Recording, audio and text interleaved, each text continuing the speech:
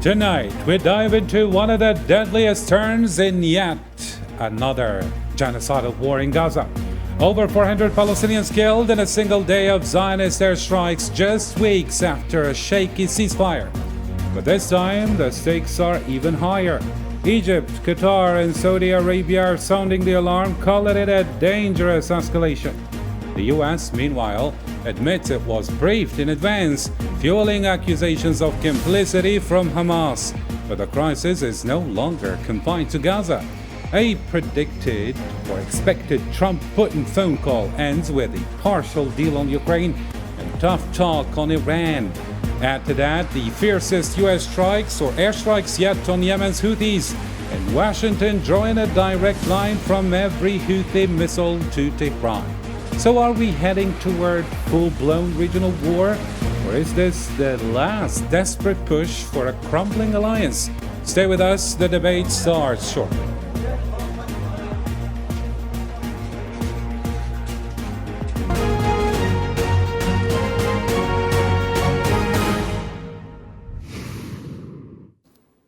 Hello there, dear viewers, and welcome to tonight's special. First off, and before we bring in our guest, here's the latest.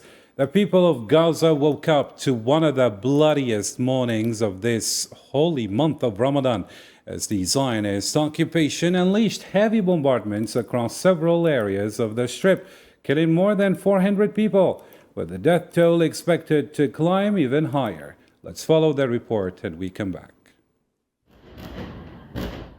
In the middle of Ramadan, the Gaza Strip awoke this Tuesday to one of the deadliest attacks in recent months. Intense bombardments by the occupying forces pounded several areas across the Palestinian enclave, leaving behind a trail of devastation. The initial death toll has already surpassed 400, with fears that the number could climb even higher in the coming hours. I live in the eastern area, what they now call the Red Zone. Shuja'iyya, Tawahin. Every time I go east, the attacks resume, even during what's supposed to be a ceasefire. But there is no truce. We don't believe in this so-called truce. Where is it? Just look around. See how many people have been killed. We've lost nearly 100 martyrs here. How is that a truce? It's not. Enough is enough. The attacks are everywhere. Khan Yunis, Burij, Gaza City, Shuja'iyya. They're bombing all over.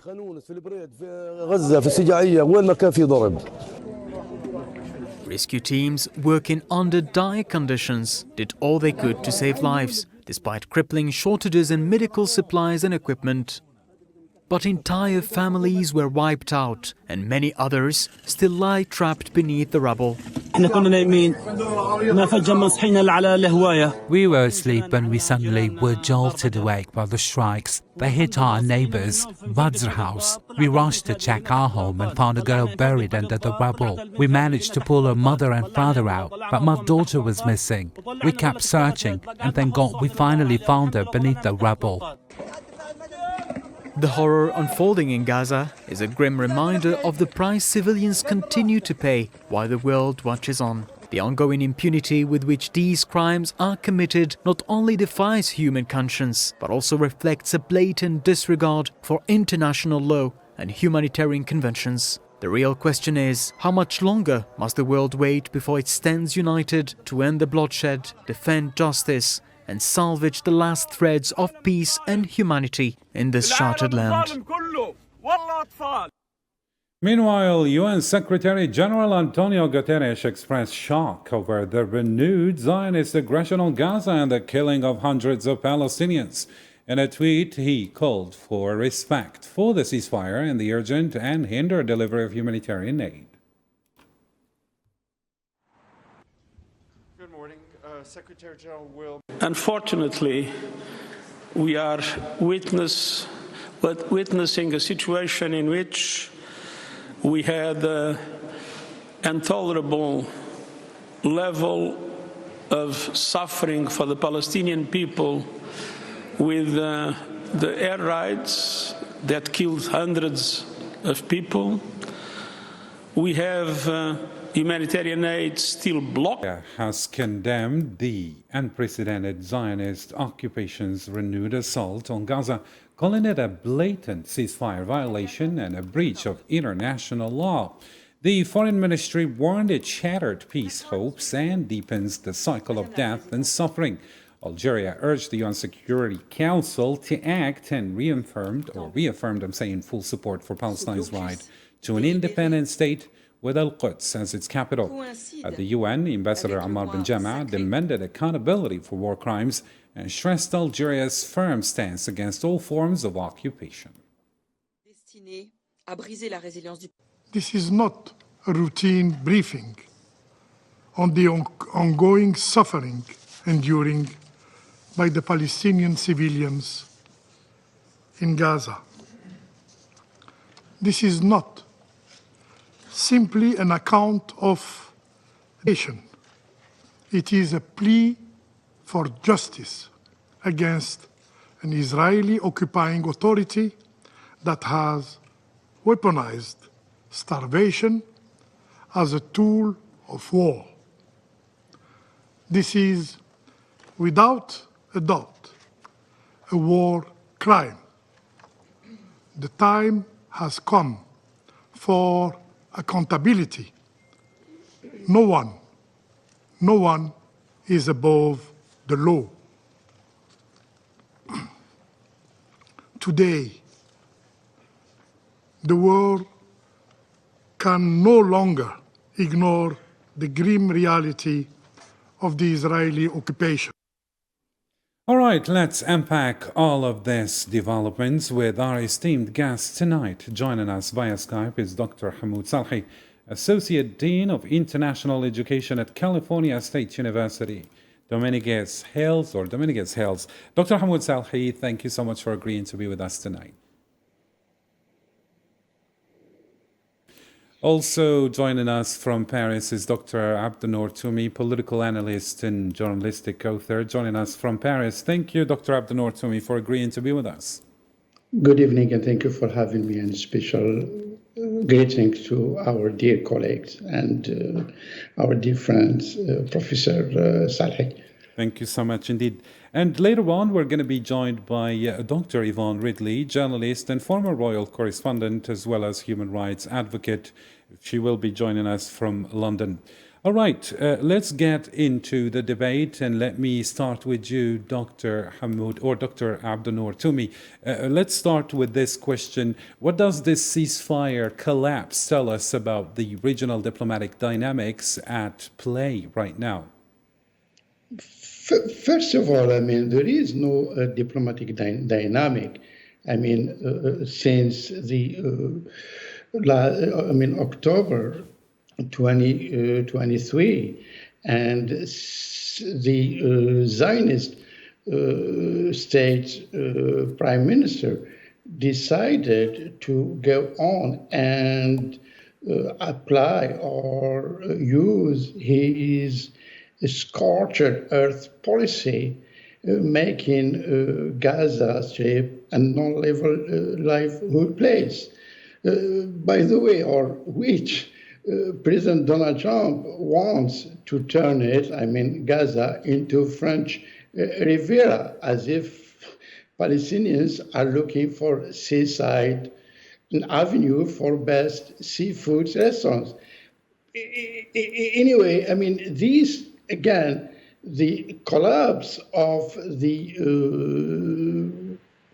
ongoing ceasefire by the prime minister of the Zionist state, who did not accept in first place. I mean, he was obliged to agree on and give this window for a truce that lasted 48 days, in which he again, and the actually it's very interesting here to see this, the parallel with the President Donald Trump's administration and his Middle East special envoy, Mr.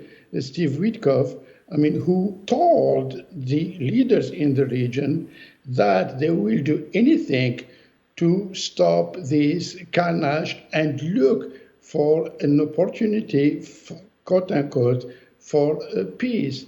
So in the end, so we are not saying that, and but to the contrary, I mean, what happened last night, or I mean, in dawn on the Palestinians in Gaza is just the continuity of the again this carnage. I wouldn't call it a war because it's not a war. It's a carnage on the Palestinian people, in which the Zionist state prime minister, he's in his strategy now. It's not tactic anymore. It's strategy to push the Palestinians to leave, for good, Gaza, and this is with the support of the U.S. administration. To some extent, it's an ethnic cleansing, which is a war crime. Mm-hmm. And Dr. Hamoud Salhi, what can we say here? Is this failure of the truth more of a result, let's say, of internal Zionist politics, or maybe external pressure from global powers trying maybe to control the tempo of the conflict in general? Well, thank you so much, Karim, for having me. It's always a pleasure being with Dr. Toomey. I didn't hear the first part of the question, but in terms. I can recapitulate on that, Dr. Hamoud Salhi. What I meant is that are we seeing this failure of the truth more maybe a result of internal Zionist politics, or is it due to external pressure from global powers trying to control the tempo of the war? This is about Gaza, I understand, right? Yeah. I think it's a combination of several factors. What we have come to the conclusion, I think, those who are looking at from a humanitarian, strategic perspective, Israel never came to the ceasefire or to the negotiation of the terms, the three phases, to do all of them. They came to the negotiation, or Netanyahu in particularly, was sort of forced to engage in the peace agreement, or so-called peace agreement. And the extreme right in the Israeli politics made it clear that they are not going to go beyond the first phase. And then you have the role of the United States, which now question the very basic idea: is the United States a guarantor?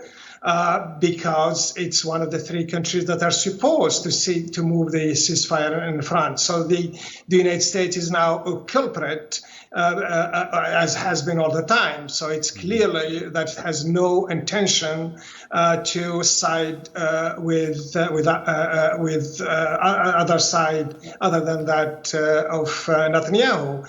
And President Trump, in his earlier days in power, which is still earlier, it seems forever, told Bibi Netanyahu to do whatever he wants, and he's going to be with him. So that's one side. In terms of the same thing could be said of the international community. I mean, we are again and again seeing Israel doing things without being held accountable. And there is no real pressure, whether the International Court of Justice or resistance group, the only thing, or other groups, solidarity groups, the only thing that is holding Israel back is the resistance inside Israel. So this is, in a sense, in many ways, this is Palestinians, Gazan, and the West Bank, for that matter, is Palestinian against the whole world. The idea of allowing Israel to do what it's doing is unbelievable, and those are factors that have led to a situation where we are now. Mm-hmm. So what about you, Dr. Abdel Toomey? How do you comment on this? Do we see here Palestine completely alone in its fight against this carnage, as you named it earlier? Or maybe there are some powers that could actually put some pressure on the United States, on the Zionist entity, maybe to triumph the just cause of Palestinians in their right to stay in their land and determine their own fate. What do you think? Of course, but up until now, the Palestinians have been fighting alone. And besides, some rhetorical speeches from here and there. But again, to be fair, there are countries who are doing all their best or what they can do. And for instance, Algeria at the UN Security Council, South Africa, and other countries, in South America. So again, even in the region, like Turkey, Qatar, Egypt, Jordan, Saudi Arabia, and so on. But the question is, like Dr. Salhi stated, it's about impunity. And this, the Zionist state, has been acting as a spoiled boy in his neighborhood. Nobody can tell him, stop, enough is enough. And we saw that. And again, the Zionist prime minister and his former defense minister are on warrant arrest, stated by the ACC. But nobody, excuse me to be trivial, nobody cares, because they don't care about international law, period. So this is why, again, when you ask me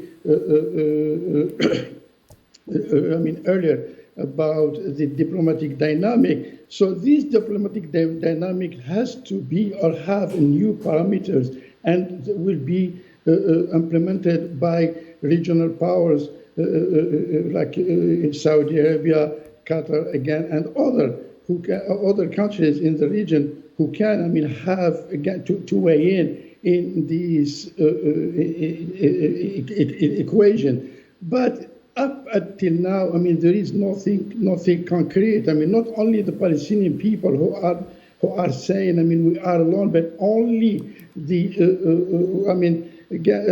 international public opinion and people in the region and around the world are asking this question: what went wrong with Arab leaders and Muslim leaders? And we saw when they met in those extraordinary meetings in Arab League and so on, but there is no concrete resolutions. So even though, they have power and they have solid cards in their hands to make the Zionist state and his patron, the US, to at least listen to them. But unfortunately, this is not working. So this is why, again, we don't know what happened. And again, we still, we want to say with observers and the people around the world, again, are worried about the humanitarian crisis that is taking place in Gaza. And by the way, it's not in Gaza Strip only now. This carnage has moved to the West Bank. And we saw that, how the Zionist state leader has been bombing all the neighboring countries. He violated the ceasefire agreement with Lebanon, and he has been bombing Syria since December 8th from last year. And even though, he's creating, actually the goal of the Zionist state prime minister is to drag the US into direct clash either with Iran, but there is another actor now who is, again, challenging the Zionist state, is Turkey now, because we have been reading some reports that Turkey is making the Zionist state leaders worried and concerned about the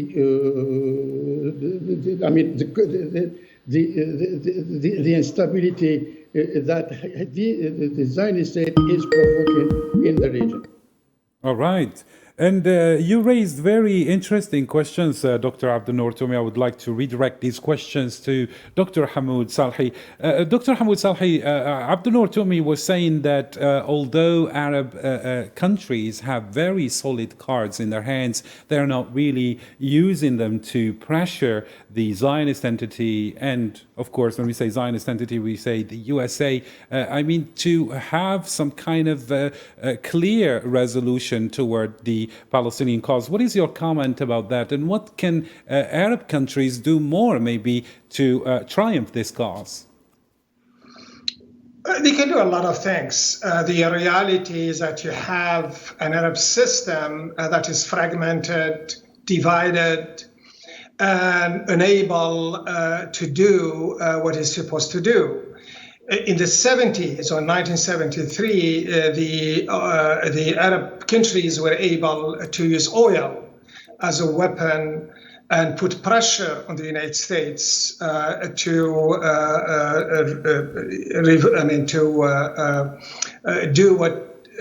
force it and not support Israel as it should be, or use it against other countries as well. The oil, for whatever reason, is no longer, or the OPEC or the OPEC are no longer institutions that have the political will to brand Palestine as the cause of all the Arabs. And the countries that have, except for a few, the oil today is controlled by the United States, and it has a big power, a big influence on some Arab countries. So the Arab world is divided in an era where it's weakened by a major problem. But what is lacking a lot is the will to do things the right way. The normalization, or those states that normalize the relations with Israel, have lost all credibility in the Arab world. But because of the United States, they are being used and misused against the rights of the Palestinians. So what we've seen is a reflection of the state of the Arab world. The Islamic world is the Muslim world. The Islamist organization conference, for example, is the same thing. I mean, when you have, for example, that supposedly the guardian of Jerusalem is our neighbor countries, Morocco, or the Makhzen. That is a disaster, and we've seen this on many occasions. To rally back the Arab world, and I think the meeting in Algeria of the Arab League set sort of a path for what we call the realization that the Palestinian cause is the key of the liberation, if you want, of the entire Arab world. The Algerian summit concluded with establishing a path of reconciliation among Palestinians, but also a system whereby the internal conflict that exists among the Palestinians were resolved. The October 7, we've seen clearly that the Palestinians are united, particularly, and by that I mean the Palestinian resistance that are fighting. Algeria also went ahead, and the role it's playing in the United Nations Security Council, time again, you could see it, the Arab supports, you see it in words, in speeches, but in reality is different. Some Arab stations and networks that we watch, you could see the narrative as endorsing somewhat the Israelis, and these are Arab people from the Arab world. Mm-hmm. I always say that it saddened me to see colleagues of mine, friends of mine, who I went to school with, who I studied with, who I known for years to be sort of in solidarity with the Palestinians, being progressist.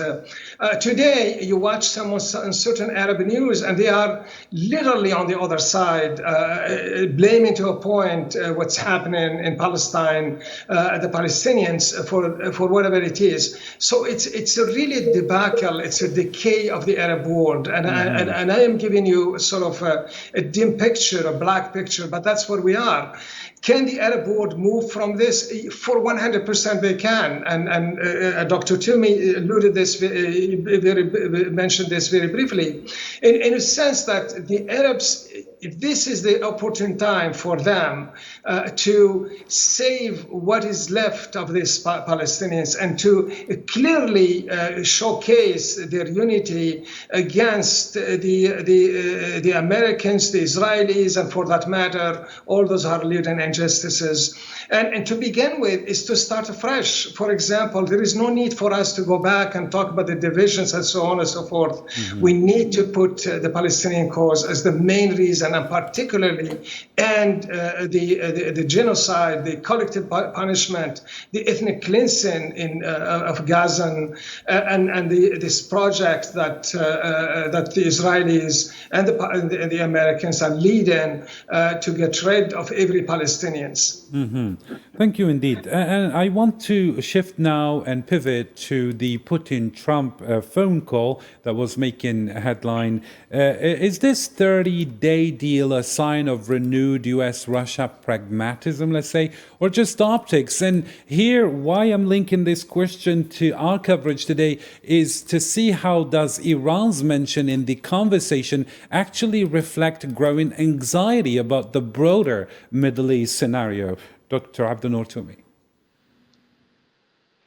Indeed, I mean, Iran is in the center of this fight, and it's all about, of course, I mean, geopolitics of the region and its impacts, I mean, on geoeconomics. So this is why, I mean, we cannot exclude Iran from these parameters of instability. So now, as far as Moscow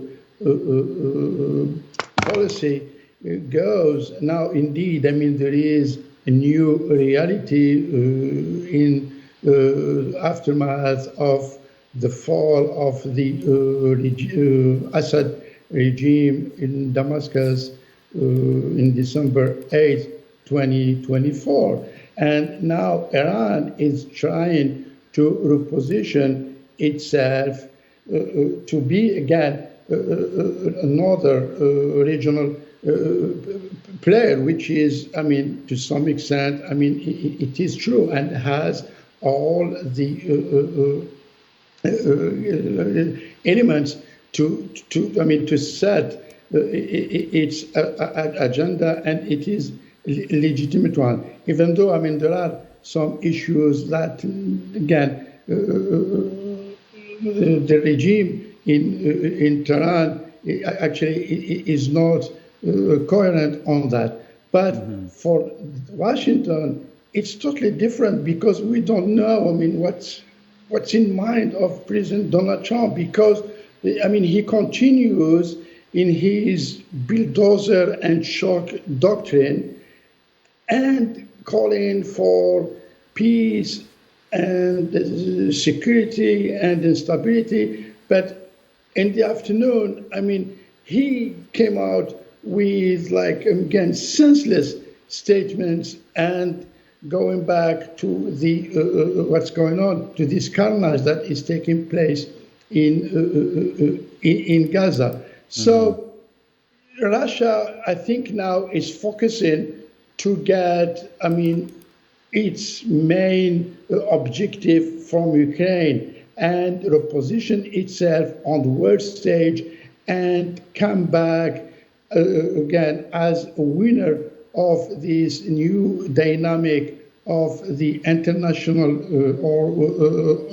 order. So in which it will make or oblige President Trump to not to listen, but to himself and his advisors in the White House to have a clear strategy about the region. Because in the end of the day, Russia, and when we speak about Russia, so we cannot exclude China. And now we all know that the main objective of the US, or particularly President Donald Trump, to have, or at least to side with Putin, to push, bring him back, or take him away from China. And this is not going to happen because the Russians, and particularly President Putin, is very smart and he knows well world politics. Excellent. And Dr. Abdel Noor Toumi, thank you for that conclusion indeed. But I would like to have the opinion of Dr. Hamoud Salhi regarding this maybe double positioning of Russia or dual positioning, partnering, I'm saying, with Iran on the one hand, while publicly warning against Iranian aggression toward the Zionist entity. How sustainable is that, Dr. Hamoud Salhi?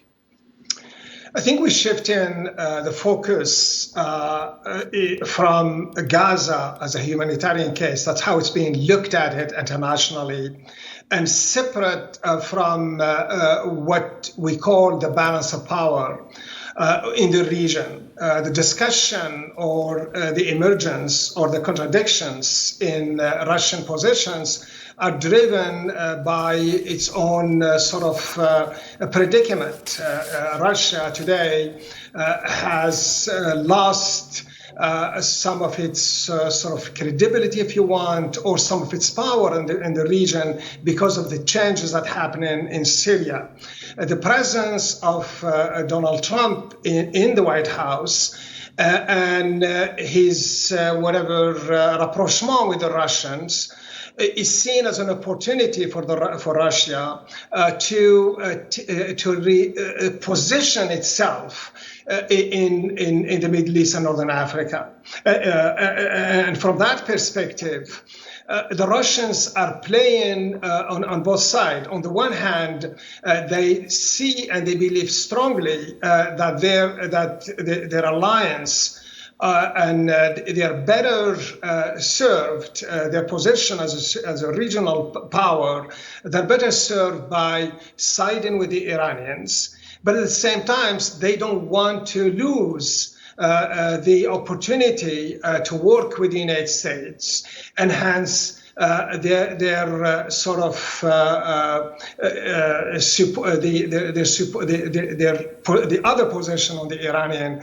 We say the same thing on multiple occasions. And Putin and the Russian president and Russia have been very successful in using their position in the Middle East to continue being reliable or sort of valid or credible power, but that power has over the years been challenged.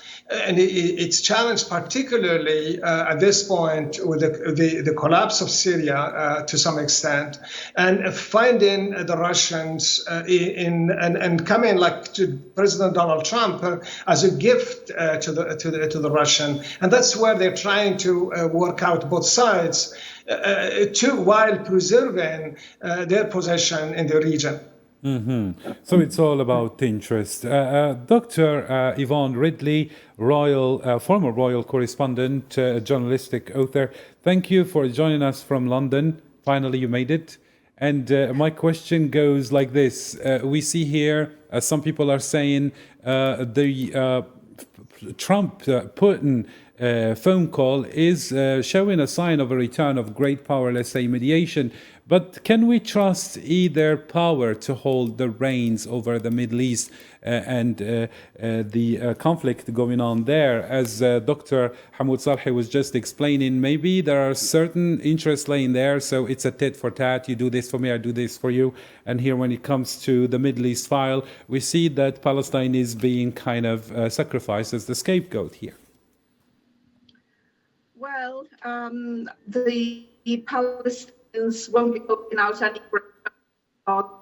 They've been promised so much in the past, from the Oslo Agreement to all of the other maps for peace, that have all absolutely nothing. And so any stunts pulled by Donald Trump won't on them. It's one to turn past into the Middle East was nonsense. It was never This is a president. Dr. Yvonne Ridley, I apologize, but the sound is cutting out and we need to get that fixed with the technical team. Meanwhile, I redirect the question to you, Dr. Abdenoor Toumi. So are we seeing here a Palestinian cause being the scapegoat when it comes to the interest of the great power here being represented between Russia and USA? I mean, to some extent, I mean, this is a good sign. I mean, for like temporarily, because again, this rapprochement between Moscow and Washington is important for peace and security in the world. But on the other hand, as far as the region is concerned, I mean, the MENA region and notably the Middle East, it is also important to have these two superpowers to be, I would not say, like to play fair game. Even though we saw, I mean, Russia has been doing some, again, nuanced work and supporting indeed fully the Palestinian cause, not only with the PLO, but we saw that even with the resistance led by Hamas. Now, for Washington, it's very, very difficult to understand the position of this administration, knowing that the administration of Donald Trump, I mean, the first term Donald Trump, he's the one who, pushed or offered the annexation of the Golan Heights, transfer the U.S. embassy from Tel Aviv to Al-Quds. And now, I mean, we are hearing and also reading some reports that he is supporting the craziness of the Messianics in the Zionist state as in his entourage in Washington. And I mean, his ambassador, Mike Huckabee, I mean, who is a Christian Zionist, who even, I mean, he didn't even dare to mention Palestine. I mean, he ignored totally the Palestinian and, I mean, the Palestinians. So this is why it is, again, dangerous. On the other hand, I mean, the positive sign, and it's ironic, I mean, to see the Riyadh, I mean, the Saudis are holding, again, mediation or playing mediation role between Russia and Washington on one hand, and Washington and Ukraine on the other hand, and leaving out Europe. So, again, and then when you hear today, I mean, the Europeans who are standing and supporting fully the Palestinian state and so on. But in the end of the day, actually, the Palestinians, I think, did get it now. And they are not going to be foolish like they were 3 decades ago with the Madrid conference that led to the Oslo Accords. Today, the Palestinians, and actually, Professor Sahi mentioned an interesting point about the October 7 operation, which again has brought the Palestinians all together. In other terms, so the Palestinian cause is no longer a regional, international cause in the hands of those regional, international players. It is a national one. It is a Palestinian one. What the Palestinians now need to do is to again to get united and at least apply the Algiers Accord and then later the Istanbul Accords that led to the Beijing Accords and form a national government to stand again to those, especially the Zionists, who are saying we don't have partners to speak with, and we don't, again, there is no partner. Nonetheless, the Zionist leaders, they never accepted, again, the Palestinians as partners and negotiate with them because they don't believe in negotiations at all. Perfect. And we saw that. Perfect. Thank you indeed. Dr. Yvonne Ridley, back to you since the connection was restored. So if you want me to paraphrase the question to you. No, it's okay. What the President Trump plan of soundbites, not substance. And during these negotiations, he likes to think of himself as a businessman, but would be on the field.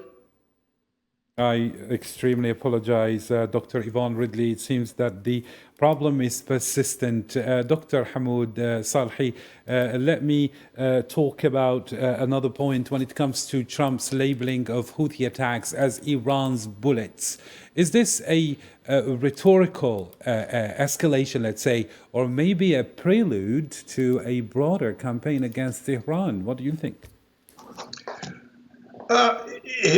It's either way. But the main thing is given a justification for the United States action, which in the end amounts to ignoring and failing to play the role of a guarantor, or the role that guaranteed that the peace agreement that Israel had with the Palestinian resistance to achieve some kind of agreement about a peace, withdrawal of Israeli troops and things like that. Let's not forget what the Houthis are saying is that, look, you have this deal in the end with the Palestinians, and you have to come up with come to terms with this idea of constantly killing the Palestinians. Mm-hmm. So instead of making the argument that they are retaliating or they are attacking the Houthis because they are standing with Israel, they are shifting the narrative by saying, oh, this is behind it, Iran. But we heard this before. If it's not the Houthis, it's Hamas, and Hamas is a terrorist organization. This is part of the narrative, and it's a narrative that is constantly winning in the Western media, because one of the things that we are seeing now is that the dehumanization of Palestinians. Mm-hmm. I mean, when you have a president of the superpower, the major power in the globe, saying that, look, we just have to establish this Gaza and make it a beautiful place, a resort. And never mind that or making even a reference to the Palestinian, that these are people that have the land, their dignity is all their history in this land. To him, we have to get rid of them. But just as a note, which is very, very important, we attribute this idea of Gaza resorts to Donald Trump. But the discussion actually about the same thing, and one Dr. Toumi and you, Karim, would connect with this. We call in academia, it's plagiarism. Donald Trump stole the idea, or his people prepared the idea from a professor in Georgetown, and this goes back to the summer, or back when a professor in Georgetown sent an idea or a proposal to the Biden people, to the Biden administration, about the future plan in Gaza, and to him he basically said we need to start from the idea that this place is now unbelievably destroyed, and we need to rebuild it. And that's idea, the Biden administration refused it, but the Trump group endorsed it, and it came to Trump. So the point is not whether Trump stole the idea or not, but the idea is that the narrative is being discussed and prepared at university levels, at think tanks. And in Iran, when the Houthis, linked to Houthis, it also fits into that narrative that Iran is the major enemy of Israel. Now, if we are to get rid of Iran, then the idea of existence, weaponization of Israel, giving arms to Israel, will no longer be there. So what we create this myth that Iran is a threat. Just think about how many times we heard that Iran is 3 months, 2 months from building its nuclear weapons. We are now down from 2015. If we just use that time, 10 years later, and we're still saying, "Oh, it's too weak." And the former Iranian minister made this point in Davos recently by making it clear that this is part of the narrative. So linking Houthis to Iran is really distract us from the very basic or the major problems that the Houthis took a stand in favor, in support of the Palestinians, and that if United States were to make that argument that we are going against Houthis because they are doing this in solidarity with even Hamas, would not sell as good as when it's the Iranians. So is an attack imminent on Iran? There will be some kind of attack on Iran, but not to a point where Iran is destroyed. I think today, when we look at what happened in Syria, the destruction of the Syrian state, and the attempt to sort of rebuild it also fits in that narrative that at one point or another, if it's not Iran, it's another state. Mm-hmm. And Dr. Abdunnoor, to me, as a final question to conclude today's coverage, Hamas and Hezbollah have been severely degraded, let's say, and it seems that the Houthis now are the ones being the main player. I'm saying, has Iran lost control of its own axis? As some experts are saying, or maybe there is more to that? I think it's too early to say that, and the simple reason why the Houthis are still strong and are still challenging the Zionist state because of their, again, scorched earth policy on the Palestinians is because are far away, are about, 2,000 kilometers far away, and they don't have direct or land borders like Hamas or the Palestinian resistance in Gaza and Hezbollah in Lebanon.